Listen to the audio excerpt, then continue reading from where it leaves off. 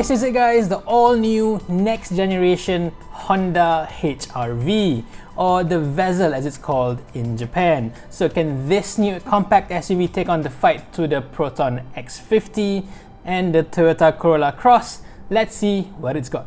In Malaysia especially, this whole SUV craze was kick-started by the Honda HRV back in 2015. But along 6 years later, much newer, fresher, more exciting rivals have sort of overshadowed the Honda. The Proton's sort of unfair price advantage plays a big role here too, of course.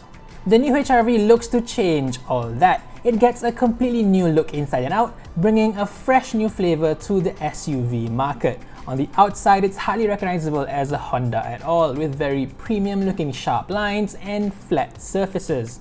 It stands in stark contrast to the curvy, much more organic shaped current model. The slim headlights are pushed to the extreme upper corners, connected to each other by a thin chrome trim. And finally, the long-serving solid wing face grille has been put into retirement. About time, Honda.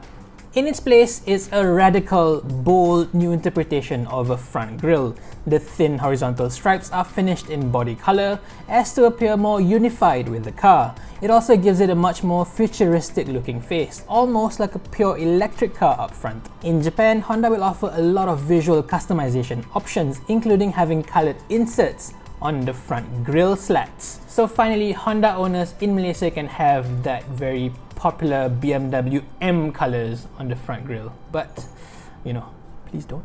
Honda has also prepared a second look for the new HRV with a much more traditional looking chrome grille. The red car here appears very chrome heavy and it sort of looks a bit like the Mazda CX-5.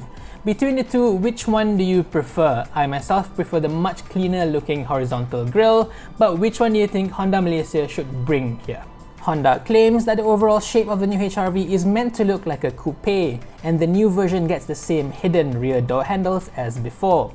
The rear screen is now much more steeply sloped, and from the side it looks far more dynamic. The taillights are all new too, now trendy full-width items with a red light bar spanning across the back. This new horizontal theme is continued inside as well, where again it looks almost Mazda-like, in a good way.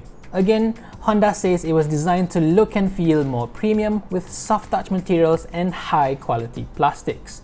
The simple minimalist design removes any clutter while giving a better sense of space for the occupants. There's a massive panoramic sunroof option to help with that too, complete with a touch-based interior lighting for the rear passengers.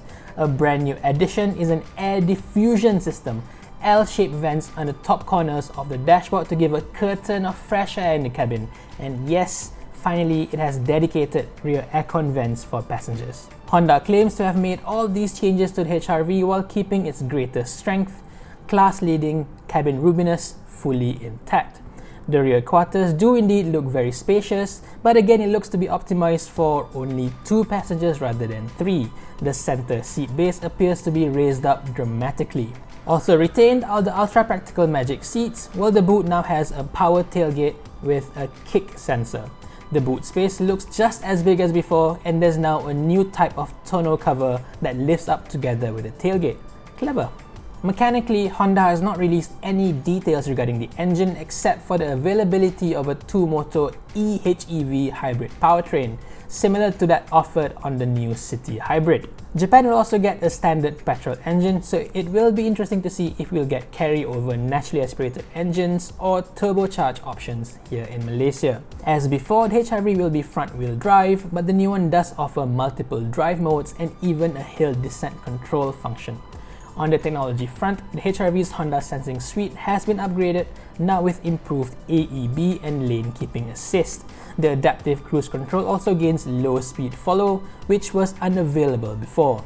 Honda says the Vezel will go on sale in Japan in about April of this year, while the HRV will enter the European markets sometime towards the end of 2021.